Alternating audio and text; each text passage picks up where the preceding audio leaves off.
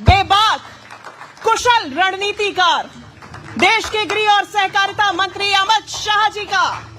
इनसे बात करेंगे न्यूज 18 नेटवर्क के editor in chief Rahul Joshi जी।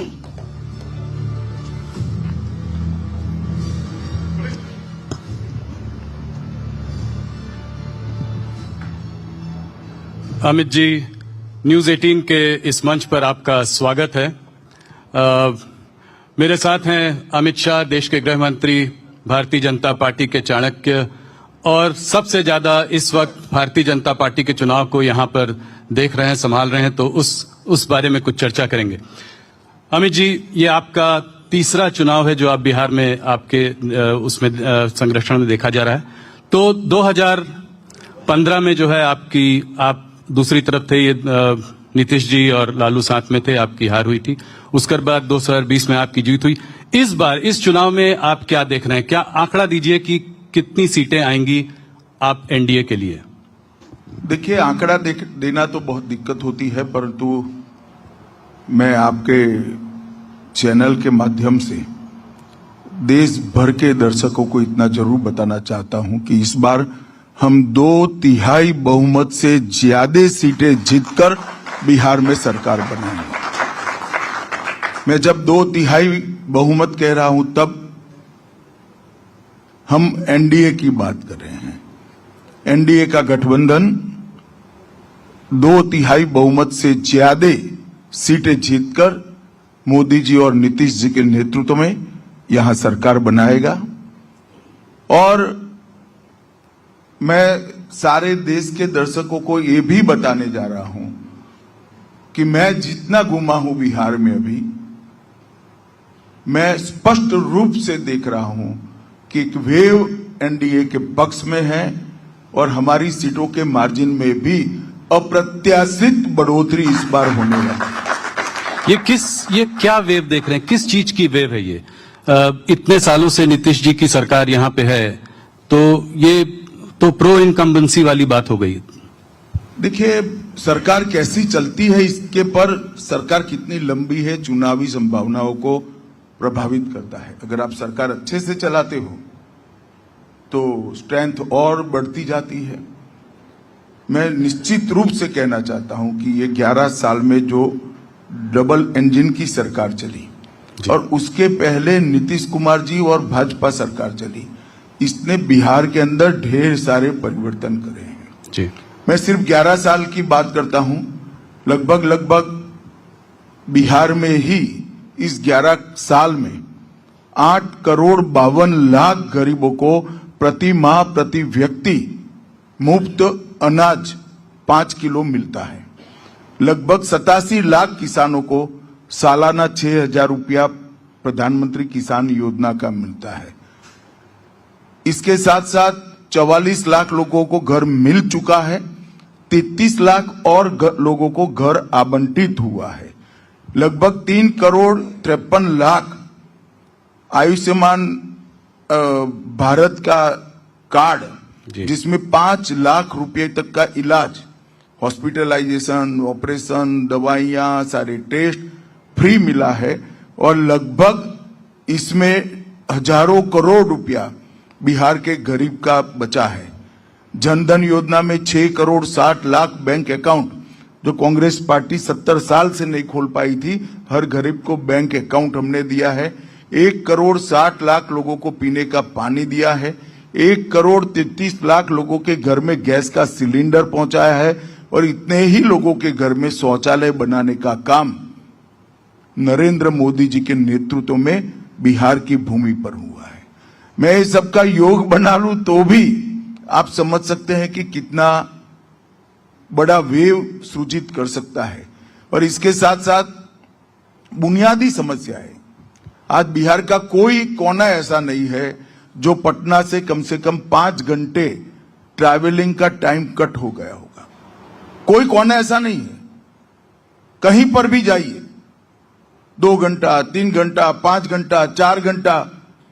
मैं आज ही पूरा दौरा कर आया हूं। सब लोग यही कहते हैं कि जिस प्रकार के रोड बने हैं, गंगा जी पर जिस प्रकार के नए पुल बने हैं, 10 पुल और बन रहे हैं, बिहार को रोड रस्तों से पुलों से जोड़ने का काम ये 11 साल में जबरदस्त अच्छे तरीके से हुआ।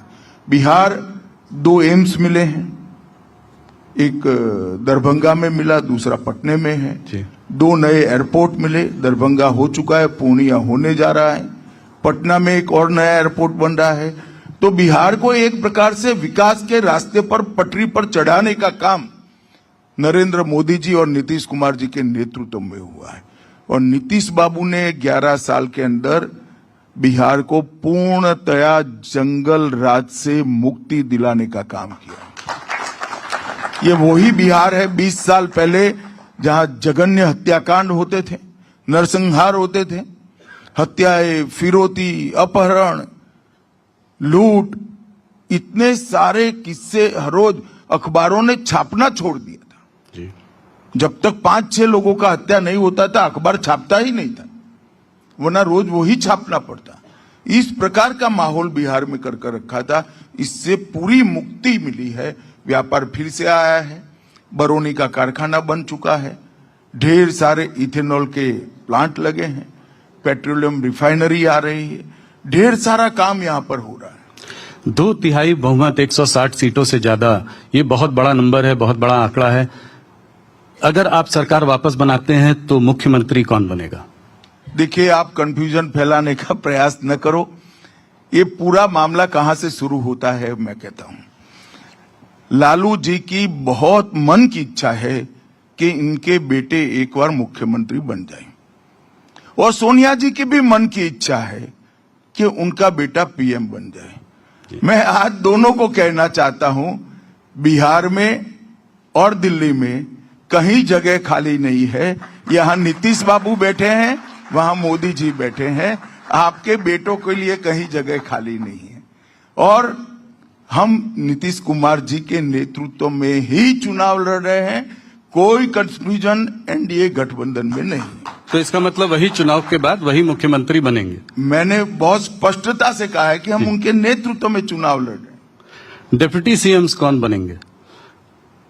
डिप्टी सीएम का जब चर्चा आएगा तब सबके साथ बैठकर नाम तय करेंगे।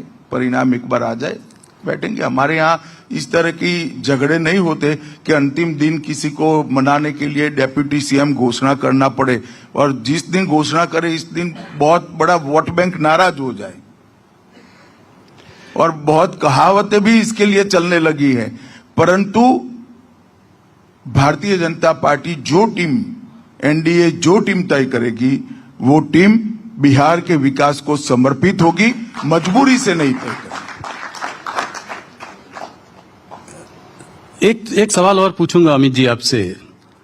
ऑपोजिशन भी बार बार इसको उठाता है, और वो है नीतीश जी की हेल्थ की कंसर्न्स, कि उनकी हेल्थ ठीक नहीं है, इस तरह की बातें वो बहुत जोरों से। आज कल भी तेजस्वी जी ने कुछ कहा कि चाचा जो है हमारे ठीक नहीं है।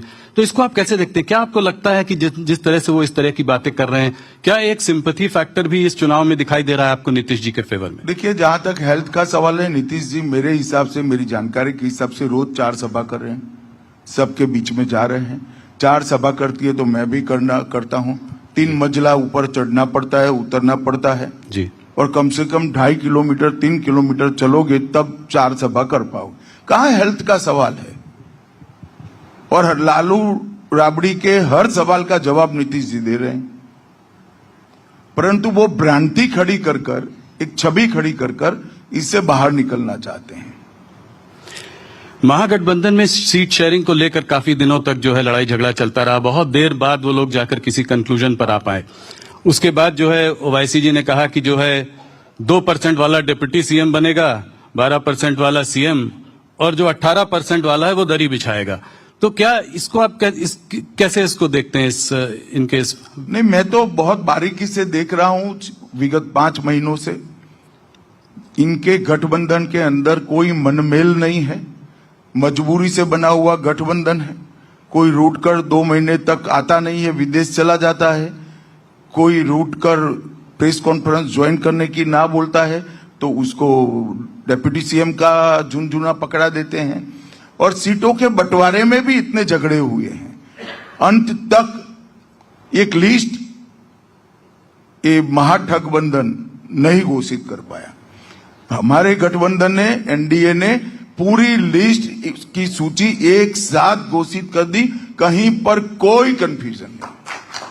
हम एक मुश्त होकर पांचों पार्टियां पांच पांडव की तरह लड़ रही है और सामने इतना बड़ा बिखराव है कि जिसकी कल्पना ही नहीं हो सकती।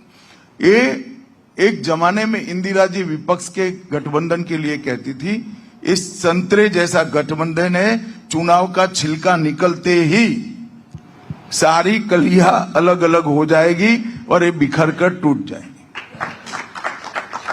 आज आपने भी दरभंगा में पीएफआई की बात करी और आपने कहा कि जो है लालू जी जो है नहीं चाहते हैं कि इनको अरेस्ट किया जाए, इनको जो है बैन किया जाए। तो क्या ये जैसे जैसे चुनाव पास आता है तो क्या इसकी वजह से ये पोलराइजेशन की ओर बढ़ रहा है? नहीं, पोलराइजेशन क्या है?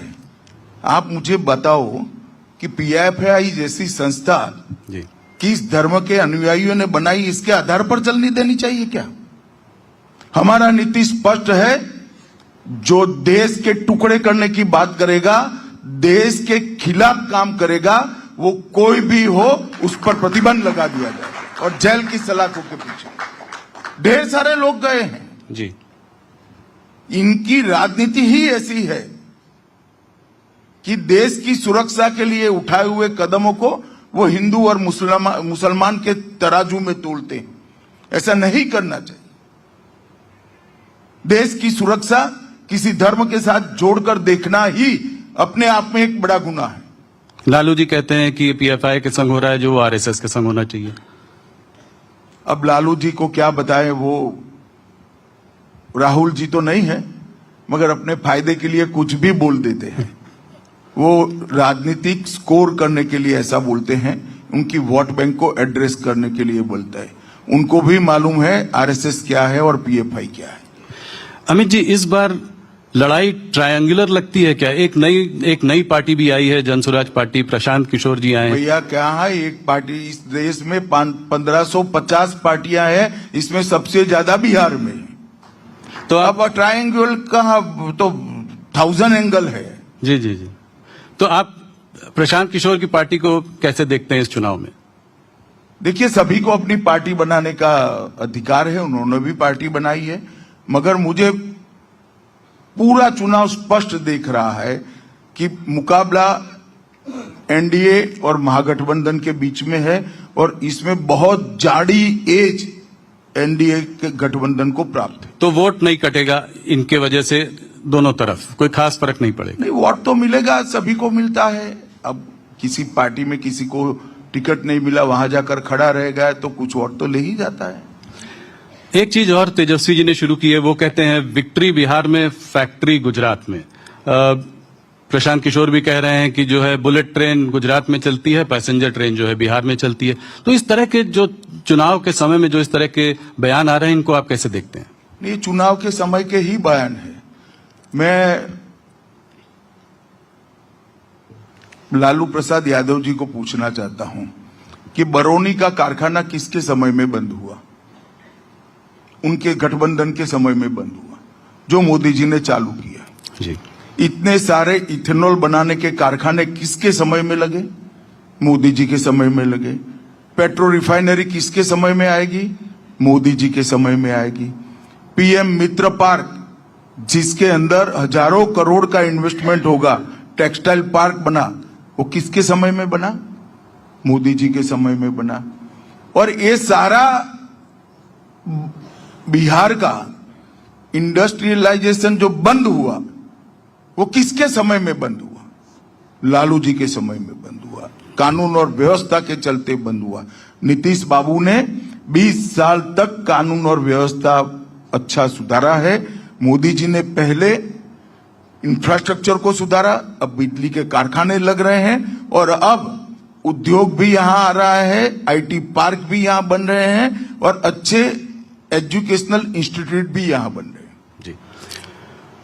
राहुल गांधी ने जब यहां पर अपनी यात्रा शुरू की थी तो वोट चोरी यात्रा शुरू की और उसके बाद फिर वो थोड़ा विदेश चले गए और फिर वापस आए। वोट चोरी कितना बड़ा मुद्दा है? क्या आपको लगता है, उनका कहना यह है कि महाराष्ट्र और हरियाणा का चुनाव जो है आपने चोरी कर लिया उनसे, और बिहार में भी अब आप ऐसा ही करने वाले हैं? मेरी तो कई बार समझ में नहीं आता कांग्रेस पार्टी कैसे सोच रही है। अब कर्नाटक का वो कुछ प्रेजेंटेशन बता रहे थे। कर्नाटक में सरकार किसकी है? कांग्रेस की। कांग्रेस की है। तो क्या उन्होंने भी वोट चोरी करा है? हिमाचल का भी दिखा रहे थे। जहां तक बिहार का सवाल है, वोट चोरी का यात्रा इसलिए निकाला कि यहां से चुनाव आयोग के अभियान के कारण मतदाता सूची से घुसपैठियों को चुन चुन कर बाहर निकाला जा रहा था। मैं बिहार की जनता को पूछना चाहता हूं कि बिहार की मतदाता सूची में घुसपैठियों का स्थान होना चाहिए क्या? हमारा मत तो बहुत स्पष्ट है। देश में किसी भी घुसपैठिए को वोट देने का अधिकार नहीं मिलना चाहिए। और ये लोग घुसपैठ भी इसलिए होने देते हैं और घुसपैठियों को प्रोटेक्ट भी इसलिए करते हैं कि घुसपैठियों को वो अपनी वोट बैंक मानकर चलने। राहुल बाबा, जितना यात्रा निकालना है इतना निकालो। इस देश से घुसपैठियों को एक एक कर चुन चुन कर भारतीय जनता पार्टी की मोदी सरकार बाहर करेगी, ये हमारा संकल्प है। तो इस एसआईआर एक्सरसाइज जो बिहार में हुई उसमें भी काफी घुसपैठिए पकड़े गए, निकाले गए हैं। देखिए, मतदाता सूची से काफी लोग निकाले गए हैं। कौन निकला है? जो अपने नागरिक होने का प्रमाण नहीं दे पाया वो निकला है जी। तो भारतीय नागरिक होते तो अपना प्रमाण दे ही देते। मुझे या आपको कोई तकलीफ नहीं है जी। हमें जो पूछेंगे हम जवाब देंगे, अपना डॉक्यूमेंट्स देंगे। मगर जो वोट कटे उसमें से सिर्फ 3 ही अपील आया है। अगर अन्याय हुआ है तो अपील होता या नहीं होता जी। इसका मतलब कि जो कटे हैं वो सच अर्थ में भारतीय नागरिक नहीं थे, उनके ही नाम कटे। अब जैसे जैसे चुनाव पास आता जा रहा है, पर्सनल अटैक बढ़ने शुरू हो गए हैं। अभी राहुल जी ने आज कुछ मोदी जी के बारे में कहा है कि वोटों के लिए मोदी जी कुछ भी करेंगे। अगर आप बोलोगे तो स्टेज में नाचकर भी दिखाएंगे। हमारे संग बघेल जी यहाँ आज दिन में जुड़े हुए थे। बघेल जी ने कहा मोदी जी किसी भी स्तर तक जा सकते हैं वोटों के लिए। क्या कहना चाहेंगे? देखिए, तो अब राहुल जी का सवाल है, इनका स्तर कितना नीचे उनको गिराना है। मगर राहुल जी चुनाव में मोदी जी का विरोध करते करते, मोदी जी को अपमानित करते करते छठ मैया का अपमान कर बैठे हैं, वो उनको मालूम नहीं है। आज कुछ बोला है उन्होंने जी। पूरे देश में छठ के पर्व के दिन छठ मैया का पूरा देश मन से प्रार्थना भी करता है, अर्घ्य भी देता है और उसका प्रसाद भी ग्रहण करता है।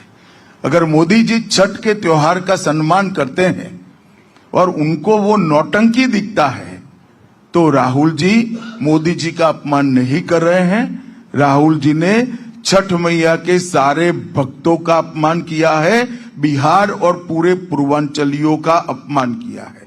और मैं मानता हूं इस चुनाव में बिहार चुनाव में उनको इसका बहुत बड़ा खामियाजा भुगतना पड़ेगा। और दूसरी बार, ये कोई पहली बार मोदी जी का अपमान नहीं करे। ढेर सारे, मैं तो रिपीट भी नहीं कर सकता, कितनी बातें स्तर गिराकर कांग्रेस पार्टी ने मोदी जी के लिए की है। इनकी माताजी तक को अपमानित करने का प्रयास किया है।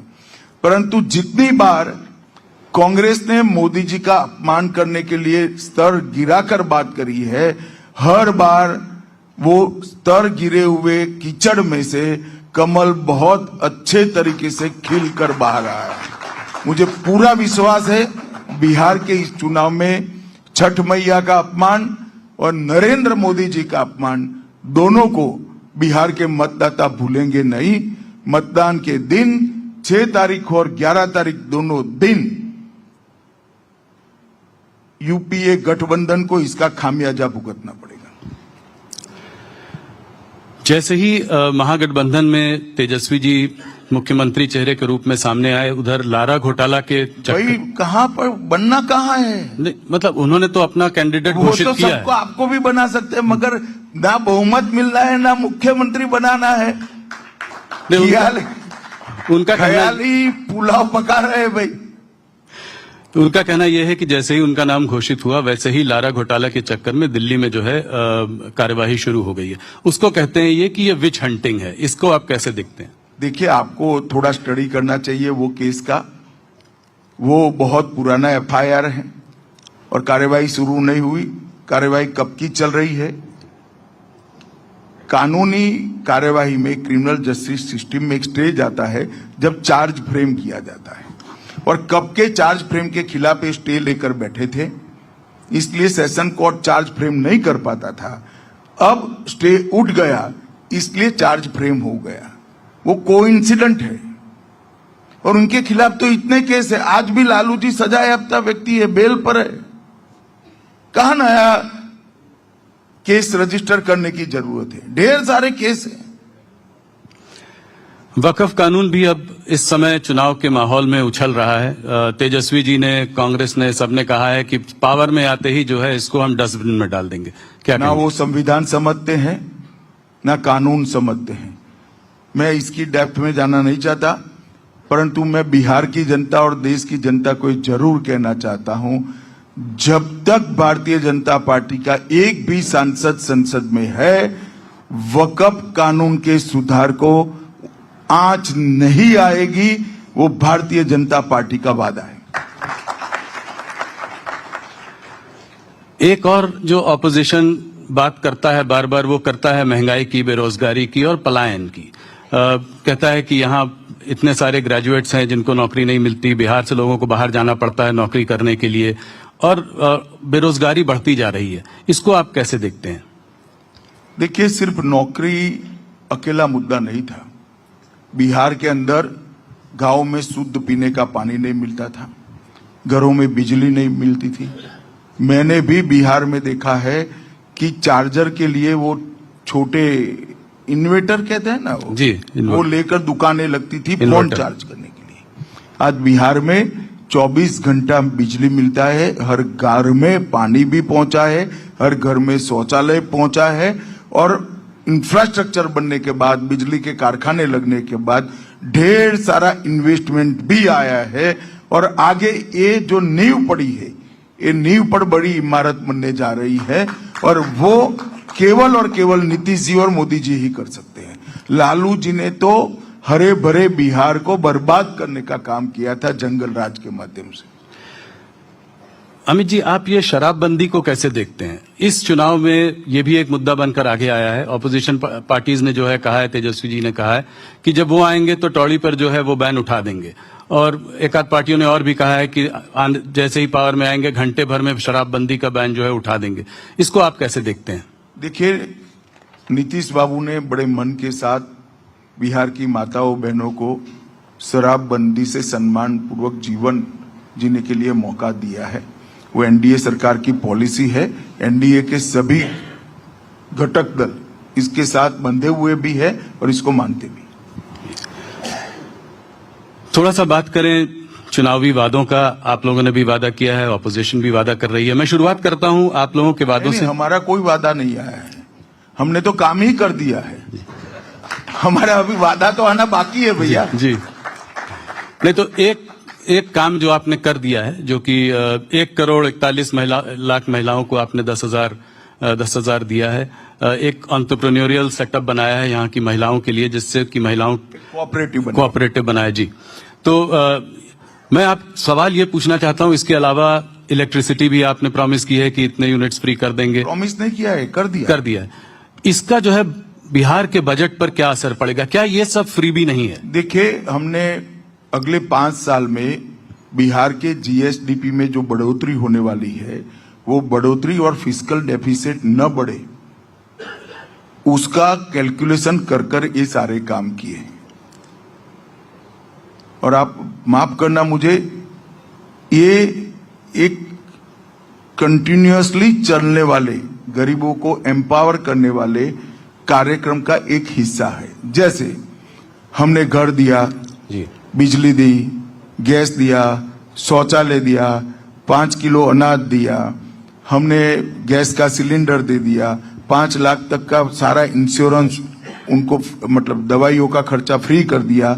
अब उसको काम करना है तो पूंजी नहीं है।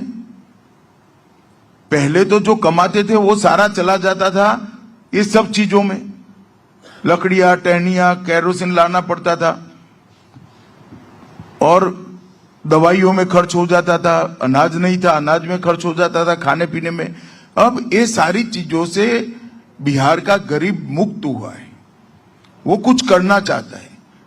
तो ये जो 10,000 रुपया दिया है वो सीड मनी के रूप में दिया है, जो उसकी पूंजी के रूप में काम में आएगा और ये 10,000 से नहीं रुकेगा। आगे जाकर ये 10,000 सीड मनी का उपयोग कर 2 लाख रुपए तक की लोन बिहार के गरीबों को मिलने वाली है, जिससे वो छोटे अपने कारोबार कर पाएगा और आत्मनिर्भर होने की दिशा में आगे बढ़ेगा।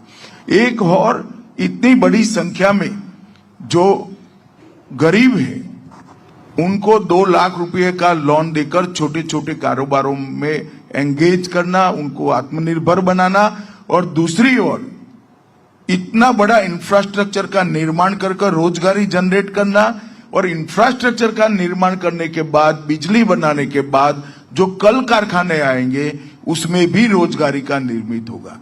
तो ये वैज्ञानिक तरीके से एक बनाया हुआ कार्यक्रम है। इसको बदनाम करने के लिए ना मीडिया ने ना ऑपोजिशन ने आइसोलेशन में एक चीज को उठाकर नहीं देखना चाहिए। तेजस्वी जी कह रहे हैं कि अगर उनकी सरकार बनी तो हर बिहार के घर में एक सरकारी नौकरी देंगे। क्या ये संभव है? क्या ये हो सकता है? आप मानते हो क्या? नहीं, मैं तो आंकड़ों पर जाना चाह रहा था कि अभी सिर्फ 25-26 लाख नौकरियां हैं और करीब कम से कम 3 करोड़ परिवारों को नौकरी। इतने सारे व्हाट्सएप घूम गए जी कि 2 करोड़ 80 लाख परिवार 20 लाख नौकरी दे चुके हैं। 2 करोड़ 60 लाख नौकरी गुना 40,000, 12 लाख करोड़ रुपया चाहिए।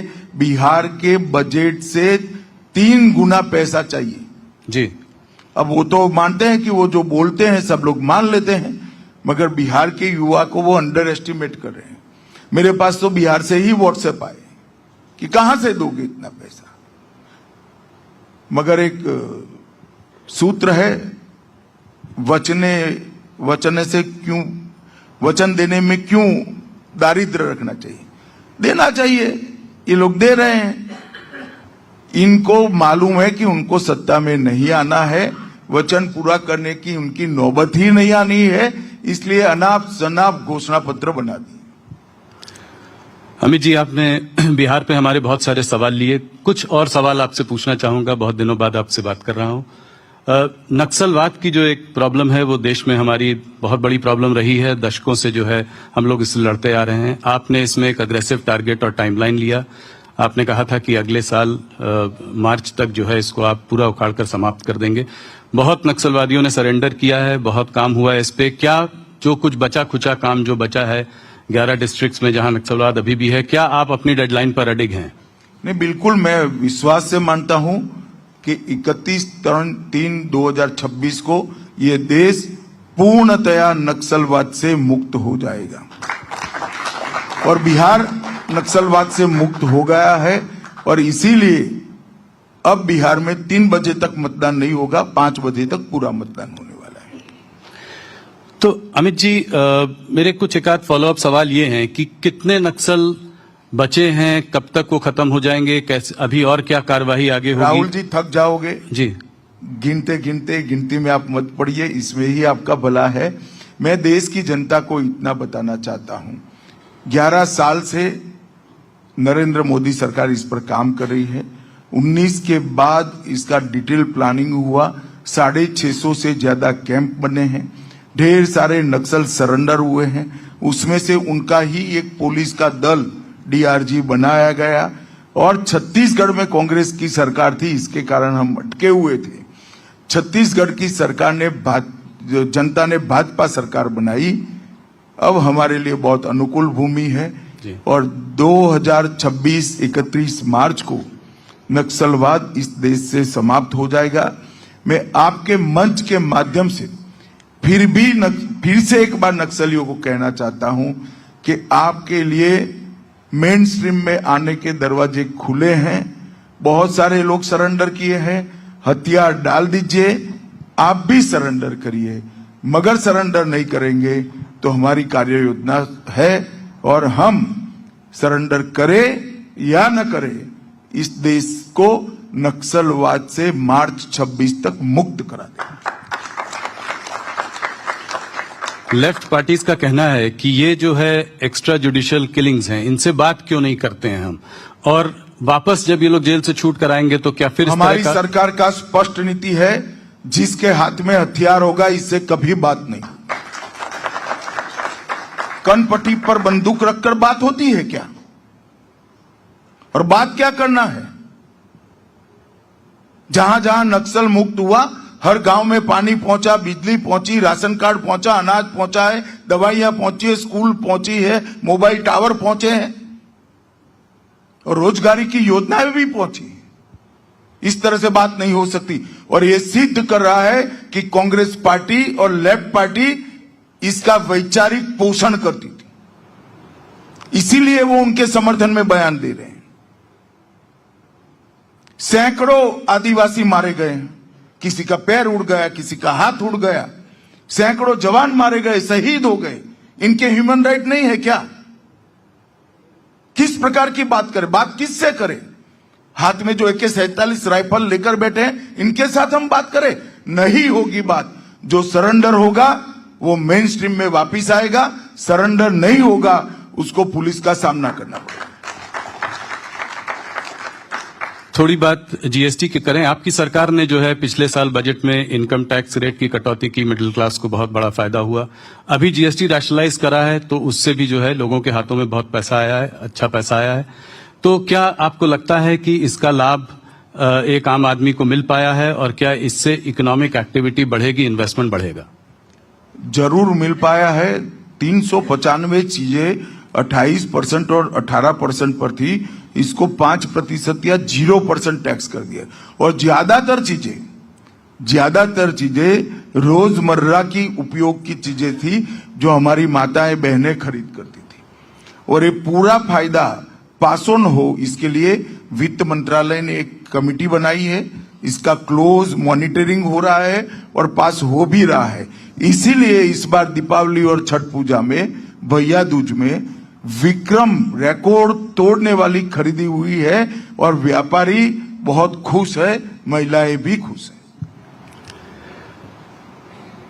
मैंने ये भी सुना है अमित जी की ड्रग्स कार्टल्स पर भी आपका एक बहुत बड़ा हमला है और आपका एक बहुत बड़ा प्लान है कि इसको भी जो है उखाड़ कर फेंकना है इस देश से। तो इसके बारे में कुछ हमें बताएं कि कहां पे, इस पर आपके क्या टारगेट्स हैं, कैसे आपने इसको अप्रोच किया? ये बहुत गंभीर समस्या है जी, जो हमारी आने वाली नस्लों को खोखला करती है। हमने 5 साल में इसका इंफ्रास्ट्रक्चर बनाने का काम पूरा कर लिया है। 5 साल में से 3 साल हमने अपने ही रिकॉर्ड तोड़ते गए, रिकॉर्ड तोड़ ड्रग्स जब्त किया है, जलाया भी है रिकॉर्ड बनाकर, और ढेर सारे अपराधियों को पकड़ा भी है। अब पूरे भारत के सभी राज्यों की पुलिस और सेंट्रल एजेंसियां मिलकर इनकी कार्टेल की बड़ी मछलियों को घेरने के लिए कार्य योजना बनाई है और मैं आशा करता हूं कि 2-3 साल के अंदर ड्रग के सिनेरियो में भारत में ड्रास्टिक गिरावट आएगी और बहुत अच्छी सफलता हमारे देश की सभी राज्यों की पुलिस को मिलेगी। सब लोग एक साथ एकमुश्त होकर ड्रग के दूषण के सामने जंग लड़ रहे हैं। एक सवाल एसआईआर के बारे में मैंने आपसे पूछा था, एक बड़े पर्सपेक्टिव पे ये जानना चाह रहा था कि अभी जो है इलेक्शन कमीशन ने अनाउंस किया है कि 12 स्टेट्स और यूनियन टेरिटरीज में ये एक्सरसाइज करेगी।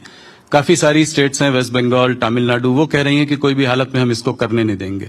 तो ये संभव हो पाएगा क्या इनके इतने स्ट्रांग रेजिस्टेंस? देखिए, तो चुनाव आयोग को देखना है, हमें नहीं करना है। मगर हमारी पार्टी का, पूरे एनडीए का चुनाव आयोग को एसआईआर के लिए समर्थन है। और एसआईआर कोई पहली बार नहीं हुआ है, 1955 से लेकर 2004 तक हुआ है एसआईआर। कांग्रेस के समय में भी कई बार एसआईआर हुआ है। कितने सारे लोगों की मृत्यु होती है, कितने सारे नए मतदाता आते हैं, कितने सारे लोगों के एड्रेस बदलते हैं, ढेर सारे घुसपैठिए घुसे। तो मतदाता सूची का शुद्धिकरण होना ये बहुत जरूरी होता है। और मैं नहीं समझता इसमें सहयोग करने की जगह विपक्ष क्यों इसका विरोध कर रहा है।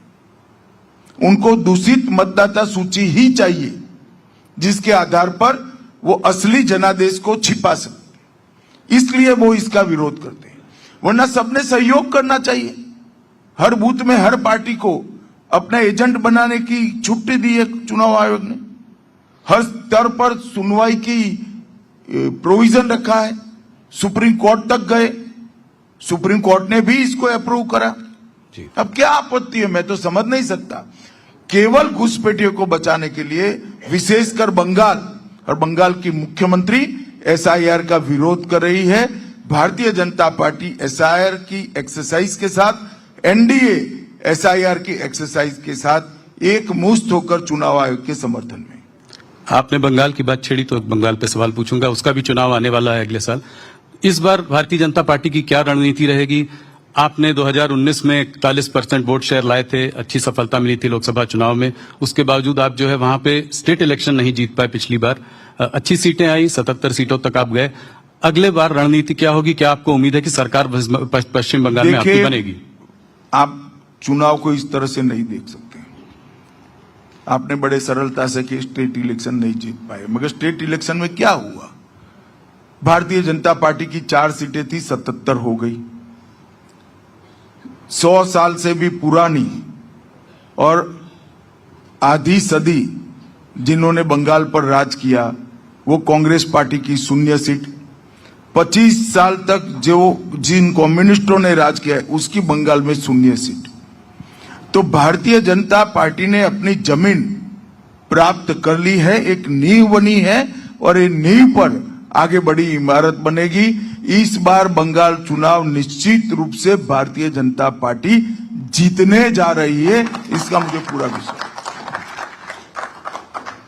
किसी चेहरे को आगे करके लड़ेंगे कि जैसे पहले मोदी जी को चेहरा मानकर लड़ रहे थे वैसे ही लड़ेंगे बंगाल में? नहीं, वो तो बंगाल यूनिट को तय करना है। अभी बैठे भी नहीं है, सभी लोग बिहार में लगे हैं। जब चुनाव आएगा तब तय करेंगे। थोड़ा बात तमिलनाडु की करना चाहता हूं। वहां पर आपका एआईडीएमके के संग गठबंधन है इस बार। क्या कुछ बात विवेक जी से भी हो रही है इस वक्त भारतीय जनता पार्टी की? ऐसी कुछ अटकलें हैं तो मैंने सोचा आपसे सीधे पूछूं। देखिए, जो भी फैसला हम करेंगे एनडीए के सभी घटक दल साथ में बैठकर करेंगे। ये बात निश्चित है, हम एनडीए को बड़ा करना चाहते हैं। तो आप डिनाई नहीं कर रहे हैं कि इससे बातचीत हो सकता है चल भी रही हो? मैंने ये भी नहीं कहा कि बातचीत हो रही है। मैंने ये कहा है जो फैसला करेंगे वो एनडीए के घटक दल साथ में बैठकर करेंगे। कुछ जगहों पे ये भी खबर है कि कांग्रेस भी उनसे बात करने की कोशिश कर रही है। सभी लोग कर सकते हैं, इसमें क्या है। केरल पे एक सवाल मेरा, आपने कहा था कि 25% सीट जो है लोकल बॉडी इलेक्शंस में आपको इस बार जीतने की उम्मीद है, तो वहां पे भी स्टेट इलेक्शन है। स्टेट इलेक्शन में आपको कितनी सीटें जीतने की उम्मीद है? 140 सीटें। अभी क्या वहां पर भी आपका कोई गेम है? अभी देर है, मगर इस पंचायत चुनाव में, म्युनिसिपैलिटी और म्युनिसिपल कॉर्पोरेशन के चुनाव में भारतीय जनता पार्टी 25% वोट प्राप्त करेगी और हम अच्छी खासी संख्या में सीटें भी जीत कर लाएंगे। अमित जी, एक आध दो और सवाल आखिरी में। एक सवाल जो मैं आपसे पहले भी पूछ चुका हूं पर आज फिर पूछना चाहूंगा, भारतीय जनता पार्टी अपना नया अध्यक्ष कब घोषित करेगी? अब तो बिहार के चुनाव के बाद ही होगा, पर उसके बाद हो जाएगा, काफी प्रायोरिटी में हो जाएगा बिहार चुनाव के बाद। जाते जाते एक आखिरी सवाल, आप खादी पहनते हैं, खादी मैंने पढ़ा भी है, आपसे बात भी की है इस बारे में। इसके पीछे क्या, कब ये शुरू हुआ, इसके पीछे क्या कहानी है? देखिए, मेरी माताजी, उन्होंने मुझे खादी पहनने के लिए प्रेरित किया था और उस वक्त तो ज्यादा समझ नहीं थी जब मैंने खादी पहनना शुरू किया था, मगर आज मैं देख रहा हूं खादी का विचार आज भी इतना प्रासंगिक है जितना 1920 में हुआ करता था। अगर मेरे खादी पहनने से एक गरीब के घर को रोजी रोटी मिलती है, एक गरीब महिला को रोजी रोटी मिलता है, तो इससे ज्यादा पवित्र कपड़ा और कोई नहीं है। और मैं तो देश भर के सभी परिवारों को कहता हूं, घर में कई सारी ऐसी चीजें होती है, पिलो कवर होते हैं, चद्दरें होती हैं, बदन लुचने के तौलिए होते हैं, कई सारी ऐसी चीजें होती है जो खादी का हम उपयोग कर सकते हैं। और खादी ग्राम उद्योग में तो अब ढेर सारी खाने पीने की चीजें भी उपलब्ध है। खादी को बढ़ाइए। खादी हमारे देश के लिए, हमारे देश के गरीबों के लिए रोजगार का बहुत बड़ा साधन है। और आत्मनिर्भरता और स्वदेशी दोनों खादी से ही मजबूत होता है। और मोदी जी ने खादी को बल दिया है और खादी के टर्नओवर में सैकड़ों गुना बढ़ोतरी करने का काम भारतीय जनता पार्टी की नरेंद्र मोदी सरकार ने किया है, एनडीए सरकार ने किया है। अच्छा ही हुआ आपने पूछ लिया, जिससे मैं अपील कर पाऊंगा। और युवाओं को विशेषकर मैं कहना चाहता हूं कि एक बार आप खादी पहनकर देखिए, गरीब के साथ आपका मन अपने आप जुड़ जाएगा। इसके दर्द को आप महसूस कर पाएंगे। अमित जी, आपका बहुत बहुत धन्यवाद हमारे संग बिहार में जुड़ने के लिए। न्यूज 18 बिहार